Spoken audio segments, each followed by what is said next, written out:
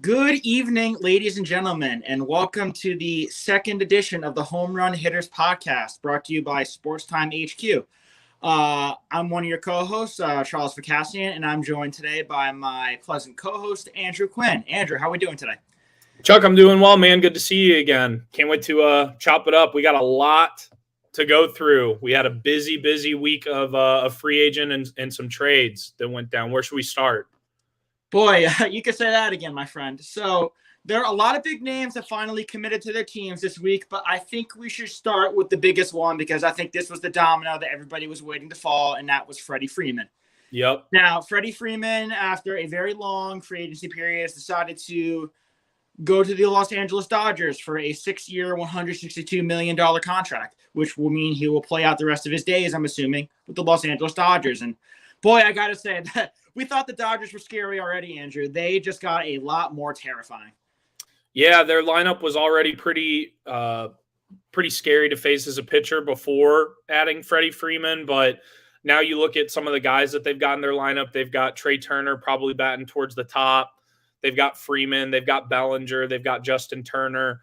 You know, they're going to have some pop. And to be honest with you, this makes the Dodgers, number one, very attractive for fantasy, but anytime that you can scoop up a guy later in the draft at value from this offense, you're going to want to, because there's just going to be an added bump that some of these guys get with the production of a guy like Freeman coming into the lineup. Yeah, no question, because that 1 through 5 is just absolutely dominant. You know, we talk about Trey Turner, you talk about Mookie Betts, Max Muncy is an absolute beast. Now you got Freddie Freeman. That doesn't even mention, Justin Turner, a guy who's been doing it well for a long time now too. And Will Smith, who's probably arguably the best offensive catcher in baseball, depending on how you feel about JT Realmuto. So there are some guys that you might be able to get a little later on. I think Cody Bellinger is going to be a nice value because he's coming off of what, to be honest, was a pretty brutal year. So he's dropped significantly. So I think that's a guy you can get at a bounce back value. And having the added protection of a bat like Freddie Freeman is going to mean he's going to get a lot of pitches to hit, and I think he's going to capitalize on that. And maybe not return to his MVP type form where he was an MVP candidate, but I think maybe 70 to 75% of that, and fantasy owners would be very happy. Absolutely. We've got a comment coming in here from Fernando. Trevor Story. Trevor Story with a sheesh. We got to mention Trevor Story. He's another big name that fell out of the free agent pool. He signed with Boston, and I believe that the plan with Story, remember, he's been shortstop for the Rockies for the past several years.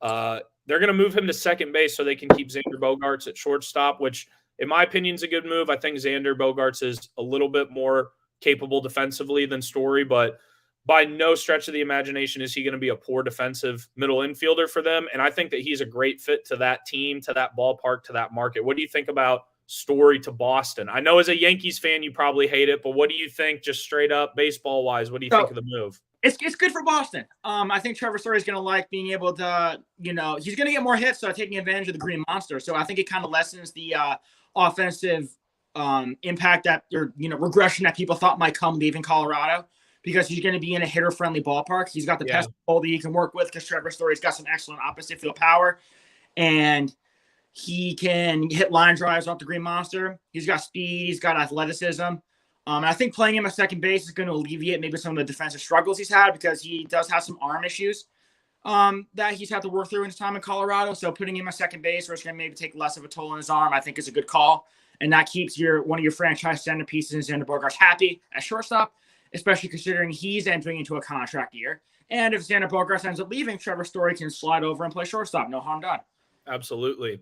Story kind of reminds me of like a Dustin Pedroia with a little bit more pop. They're both gritty dudes. They're both going to do whatever they need to take an extra 90 on the base paths or lay out for a ball in the gap. So I think he's going to mesh really well with Boston. And, this is a move where, we're going to get to it here in a minute, but the AL East got much more competitive, and you might even argue much more top heavy this week with a couple other moves that were made. And Boston, after seeing some of the other teams in their division kind of pounce on some bigger name guys, it makes sense that they need to add some firepower with the bat like Trevor Story.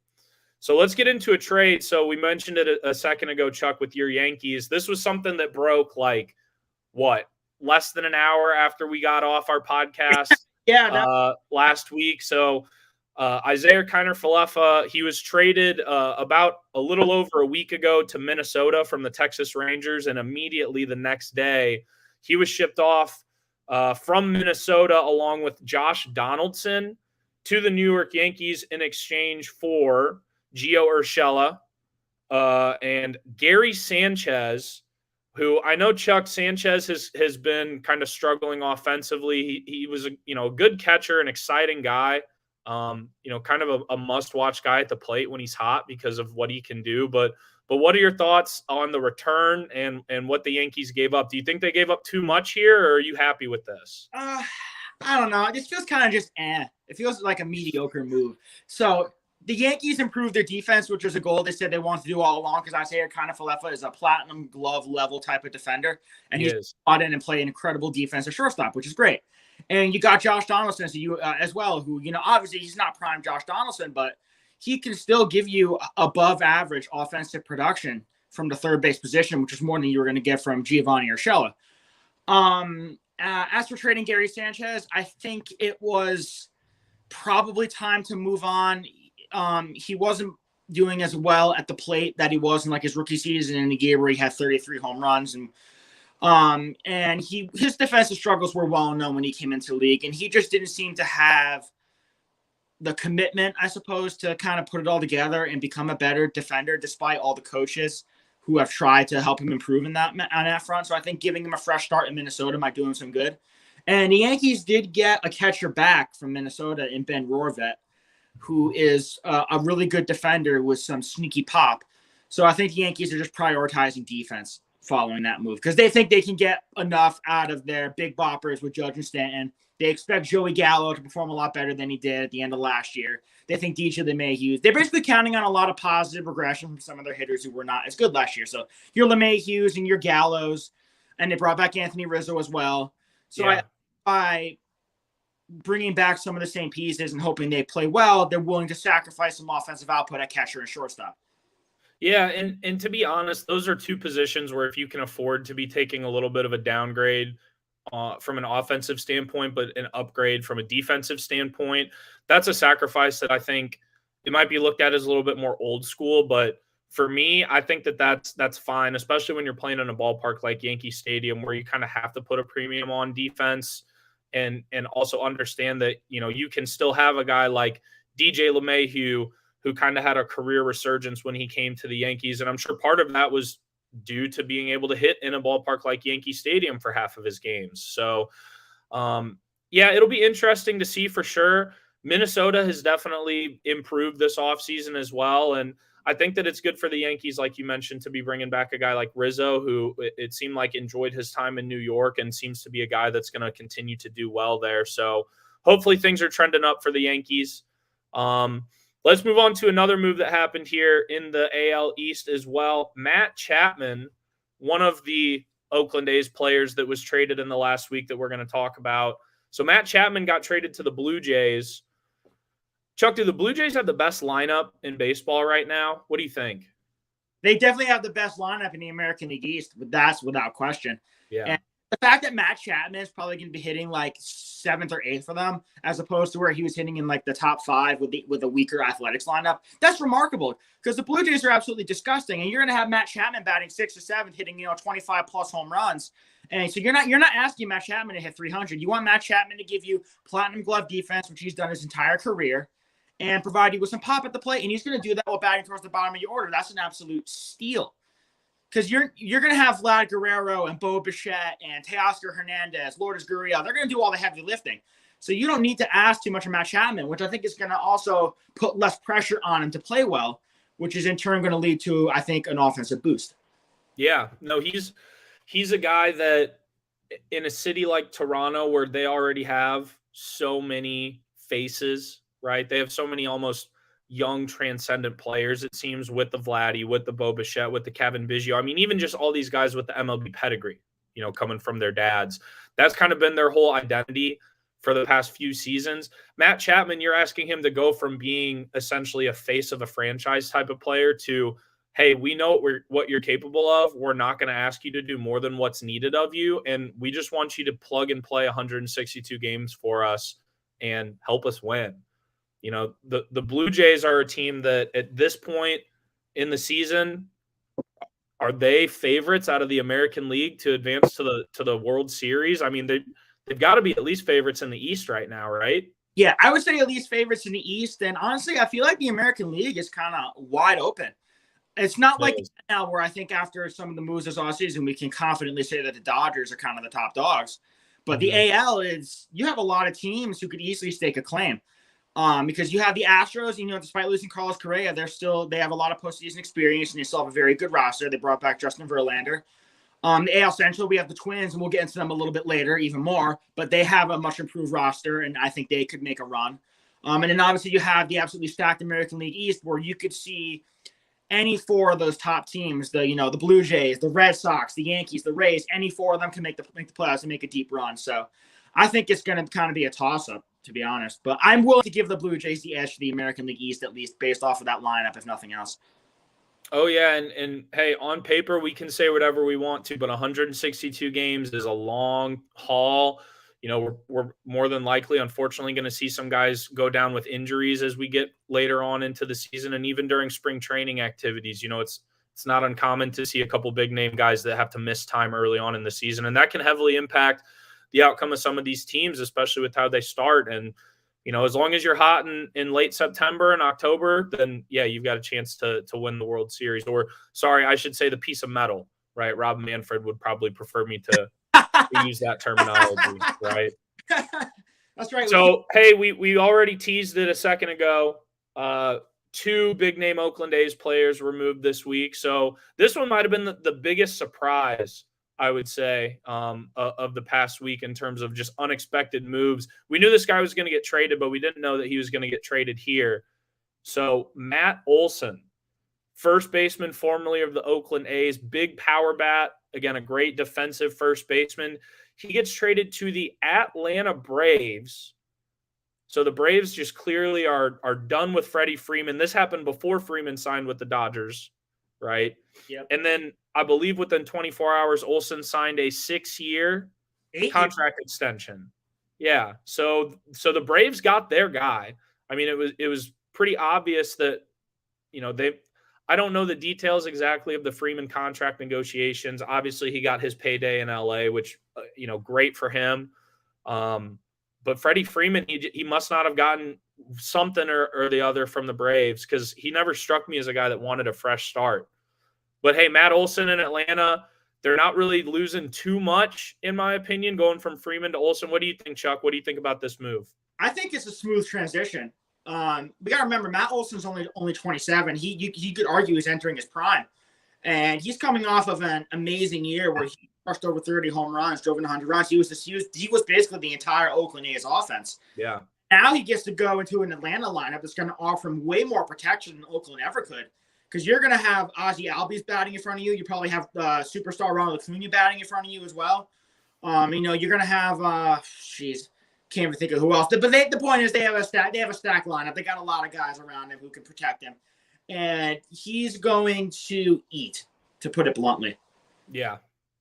No, it'll be interesting to see what this does to his ADP, especially as we start to wind down on spring training. You know, fantasy draft season is really going to be picking up right here in the next, 2 or 3 weeks. Matt Olson, I think, is going to be a guy that's going to rise. If you can get a good value on him now, if you're drafting now, go ahead and take a swing on him in the 4th round if he's still there. I think that he's going to return that value, but I wouldn't be surprised to see him jump up all the way to like the early 3rd or even the late 2nd, just because of, like you said, Chuck, the fact that he's going to be batting around in Ozzie Albies or Ronald Acuna, guys that can hit for pop, that they're not going to be able to work around pitching-wise. He's going to have guys in scoring position a lot and guys that can score for him too. So Matt Olson, dark horse guy that might even become a stay away as we get closer to the beginning of the season just because of his perceived value. Absolutely. And speaking of fantasy, Andrew, I think it might be a good time to mention that here at the Home Run Hitters podcast, we're sponsored by Sports Time HQ, and we work very closely here with Underdog Fantasy, actually. And with things getting closer to baseball season, it's going to be time for us to start putting in those little underdog bets where is Freddie Freeman going to get over 2.5 hits and things like that. Because I know I'm certainly going to be taking advantage of that. Definitely. with a minimum $10 deposit using code SportsTimeHQ, Underdog will match any deposit you make up to $100. So that's something I think you should probably be taking advantage of as we get closer to baseball. And even now, with the NBA season still underway, I think this is something you should definitely use. Yeah, and even if you're into fantasy football, they've got fantasy football best ball drafts that are going on for as little as $3 to enter a draft. And some of these are slow drafts too, so you can take your time. You're not in any rush to get through it. Underdog's a great app. We appreciate Underdog for sponsoring the podcast, for sponsoring Sports Time HQ. And again, use that promo code Sports Time HQ at Underdog for an instant deposit bonus. I think now's a good time to mention another big name that went to kind of an unexpected place, I think, but I think it'll be one that helps him. And yeah, signed a massive 7-year deal with the Colorado Rockies. And I have to admit, just on a baseball level, not fantasy, this was a move that I don't know about you, Andrew, but I think this kind of confused me a little bit. Because I know exactly where your head's at with this one, Chuck, because we saw it around this time last season, a notable Colorado Rockies player, arguably one of the best players to ever put on a Colorado Rockies uniform, third baseman Nolan Arenado, get traded away to the St. Louis Cardinals in a move that many people in baseball considered a fleecing, because the Rockies also agreed to pay a big majority of Arenado's contract. And then they go out the very next season and they sign another franchise third baseman.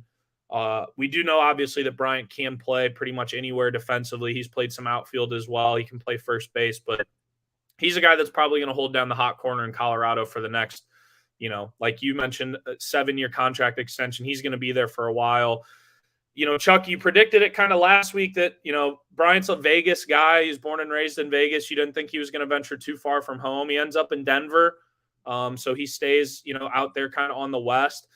We all know about the narratives with the Rockies ballpark. So, is Bryant hitting 50 home runs this year, 60, 70? What do you think? How's this going to impact him? Because we know he's a great offensive hitter and he's got a lot of pop already. Yeah.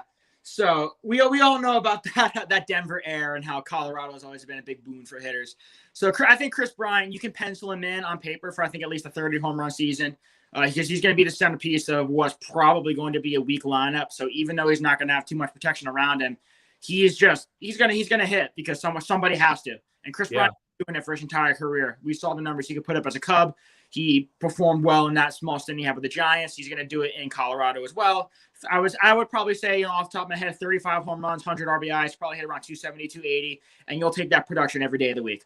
Yeah, no, he's definitely a great add in Colorado. And like you mentioned, it'll be interesting to kind of see what sort of team they build around him. I definitely don't think that he clearly didn't go somewhere to compete right away. But, he gets his payday. He gets to play in a very hitter-friendly environment. And who knows, maybe the Rockies are able to build some extra guys around him in the coming years, because we know he's probably going to be there for a while.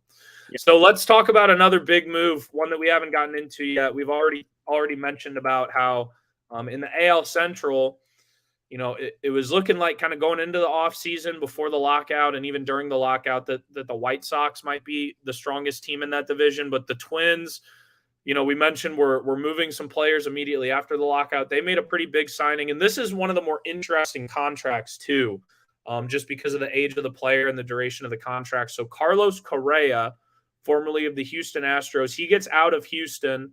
He goes to the Minnesota Twins on a 3-year deal, which I believe he can opt out of after his second year if he wants to. So it's really a 2-year deal with a player option for Correa.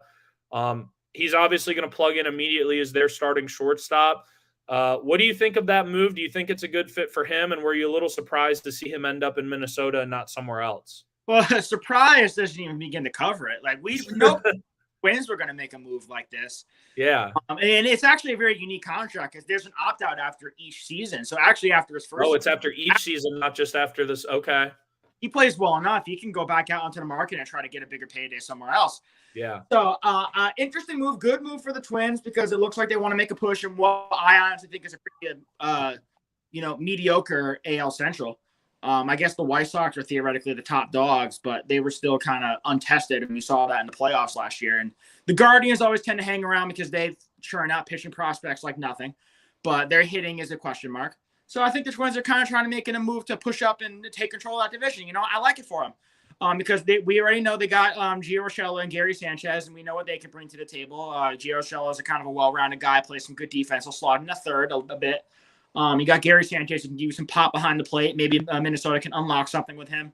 And then obviously you got Carlos Correa locking down shortstop, and we know what he can do. He just won the Platinum Glove, so he's going to play incredible defense, and he can give you 20 home runs. He can hit 270, 280, and provide you some good opportunities at bat, and he is clutch. He's one of the more clutch postseason players that we've seen in a long time because we saw him do it over and over again with Houston.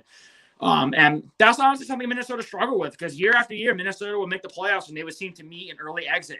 As a Yankees fan, we were often the ones taking them out. But I think Minnesota is a team to watch out for this year after some of the moves that they've made. And they're still in on trying to get some pitching. They've been in talks with the Athletics and trying to get Frankie Montas or Sean Manaea, who would make a big boost for what I think is still a pretty mediocre starting rotation. That's one of their bigger question marks left.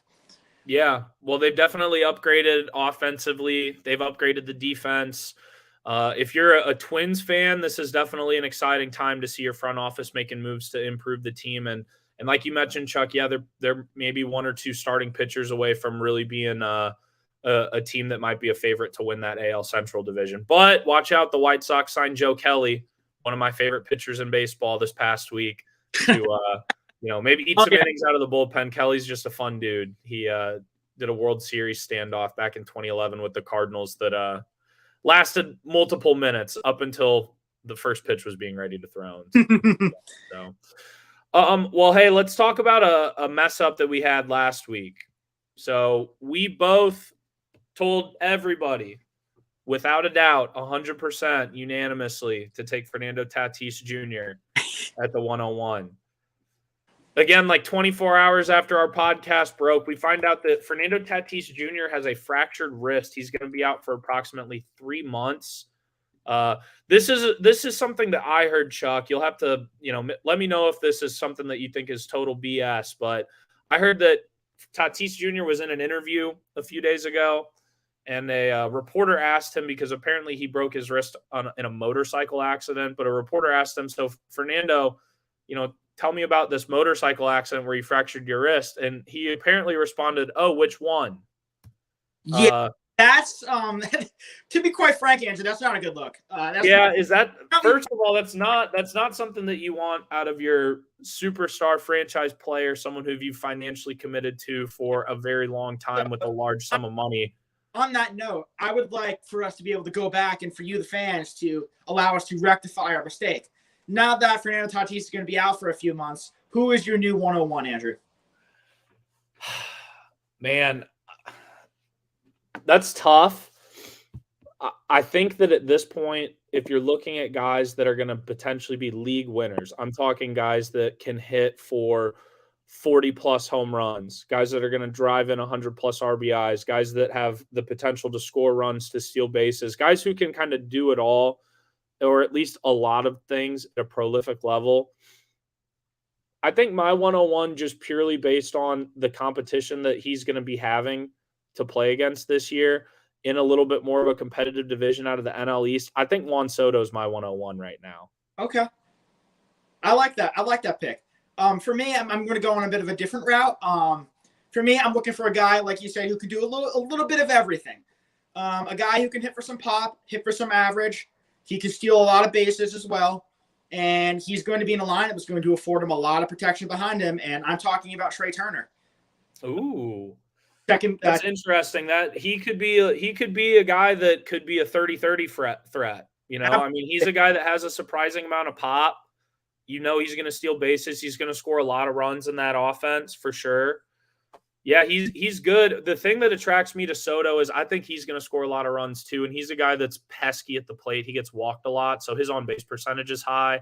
Plus, we can't deny his home run pop. But, yeah, I don't think you can go wrong. There might not be a unanimous one right now, but you can certainly make an argument for at least a handful of guys, Trey Turner and Juan Soto for sure being in those. I also wouldn't rule out, for some of you out there, Vlad Guerrero Jr. at the 101. Yeah, and a lot of offense around him too, and a lot of protection around him. And in a lot of drafts, you're seeing him go. Well, at least in a startup I just did, he went one. I got him at 104, and you're seeing him go 102, 103. So I think taking him at 101, it wouldn't be considered a reach because I think he's probably, besides Tatis, the next best, most exciting player in all of baseball. Yeah, I'm with you there. It's definitely going to be interesting to see if one guy kind of converges based on ADP here now that Tatis is out. Where are you thinking about taking Tatis now? Is he a guy that if he's available in the second, you're going to hit it, or are you going to kind of wait maybe and see if he falls to like the third or the fourth before you try to draft him? Because we all know what his ceiling is once he's back. Oh, absolutely. So I think if he gets to the third round, that's where I'm going to pounce, because in the first and second rounds, that's kind of where you make or break your team. And you don't want to start off by taking someone in the first round who's going to be out for, missing a chunk of games. But that being said, when Fernando Tatis comes back, we all know what he can do. And he's someone who will take your team over the top and take them to a championship. So if you can get him in the third or fourth round, now that's an absolute steal because you're getting first round value back on a player who's just going to be missing a bit of time due to an injury. Yeah. Well, hey, Chuck, we've got a couple more things to hit on here real quick before we do. Again, we're the Home Run Hitters podcast. We're presented by Sports Time HQ. If you haven't yet, throw Chuck and I a bone here. Give us a follow on Twitter. He's at FF_ChuckV. I'm at AQuinFF. We're going to be coming to you guys Sunday nights, approximately 8:30 Eastern most nights, to continue giving you guys MLB recaps, talking about some fantasy implications. Quick teaser before we finish up here, too. Next week, Chuck and I are going to be jumping in a little mock draft together, kind of discussing some values that we're seeing in fantasy drafts right now to help you guys out as you get closer to your fantasy baseball draft starting up here, as well to maybe, have a little friendly competition, see who we think drafts a better squad, see who's going to win some hardware this year. So, Chuck, let's get into one more signing, and then we've got a trade involving the Mariners I think that we should talk about too. So I've got one more big signing, some big money, a little bit of a surprise to me in terms of the contract, but Kyle Schwarber goes to the Philadelphia Phillies, another power bat in Philadelphia with Bryce Harper, with Rhys Hoskins there already. With the National League DH, Schwarber could be a candidate to DH, but he also might start in the outfield potentially because Andrew McCutchen left Philadelphia as well. What do you think about the move? I believe he signed for 3 years and north of $40 million. So it was a pretty big payday for Schwarber. Now, don't forget, Nick Castellanos also just recently signed in Philadelphia as well. So, yeah, they've got a couple big power bats then and some corner outfielders. The Phillies have been loading up on big bats. So I think that Schwarber would probably be in the outfield. Castellanos is the worst defender. So I think he would slot Castellanos in as your DH for most of the time and push Schwarber, and I think left or right field, and he would be just fine, more than serviceable. Obviously, you know what you're getting with both of them on the offensive side of the ball. Both these guys can hit for average. You're going to get a lot of pop, 30, 40 home run potential very easily. And even Schwarber is good at working a walk. He can get on base at a very high rate. So both these guys are going to also provide some very valuable protection for Bryce Harper as well. So that's big because that's a really scary lineup now, to be honest, with that big three alone. Yeah, I think that anytime you can add protection to a guy like Bryce Harper in your lineup, Rhys Hoskins is plenty of protection for him, but even just adding one or two more big names, big bats around him, it's only going to make their whole team better, their whole offense better, and it'll take a little bit less pressure off of all of them, frankly. So the Phillies are going to be scary in the East. We'll see, the Mets are obviously talking up a big game, opening their pocketbooks up. They've made some big moves already this offseason. The Phillies, the Braves, there's going to be some competitive divisions. And what's nice about this as baseball fans is we're probably going to see a lot of teams battling it out for wild card spots as we get to the closing stretches of the season. So I would like to go over, Andrew, if you don't mind, one more signing that I think we should take a peek at before we get into the trade. Sure. That's the Cubs bringing over Seiya Suzuki. Yes. So this is a guy that I kind of don't know what to expect. And, the Cubs kind of retooled last year. We saw them trade Anthony Rizzo. They traded Chris Bryant. They traded Jock Peterson. We don't know what the future was going to hold for them, but they make seemingly almost, I guess you could consider it maybe win now, maybe long-term, because I think Suzuki did get a 5-year deal. But I don't know what to make of this. What are your thoughts? Well, Suzuki is he's a very talented outfielder playing in Japan for frankly, the last 8 years or so. He's 26. He's been in the Japanese league since he was 18. So he's got a lot of games under his belt. He's a big power guy. He hit 38 home runs last season in Japan, and he was a .317 hitter with a .433 on base percentage. So is he a guy that is going to come up and immediately make a big offensive impact, a la like a Yoenis Cespedes, who we saw come over from Cuba a handful of seasons ago? I'm not sure if he's going to make that much of an impact right away, but he's definitely a guy where, with a franchise like Chicago, who, don't get me wrong, they're making some interesting moves right now, but they are bringing in a lot of older kind of veteran players for like 1 or 2 year deals. So they're not really committing long-term to anyone. Suzuki could be a guy that maybe starts out around AAA at the beginning of the season. They kind of see how he develops, see how he progresses with some, frankly, some better pitching than what he was seeing in Japan. And he could be a guy that before the All-Star break is an everyday player with the Cubs and is, a guy that we're talking about is in their future plans for the next 3, 4, 5 seasons. Absolutely. I think he's a guy that you can kind of get a little later in your rounds because of the mystery surrounding him. He's, we don't know what he's going to do, how the Cubs are going to deploy him. So I think if you can get him in the middle rounds of your draft, maybe eighth or ninth round, depending on where his ADP is, because I don't think it's a guy you should reach for. But if he's a guy that you can get late at fair value, then by all means go for it, because I think he could end up easily outproducing where he gets drafted at. Yeah, and one thing to consider with him too, just looking at his statistics here, he is a pretty low strikeout guy and a pretty high walk guy. The past 3 seasons in Japan, his strikeout and walk numbers were within 2 or 3 of each other. He had 89 strikeouts last season and 88 walks.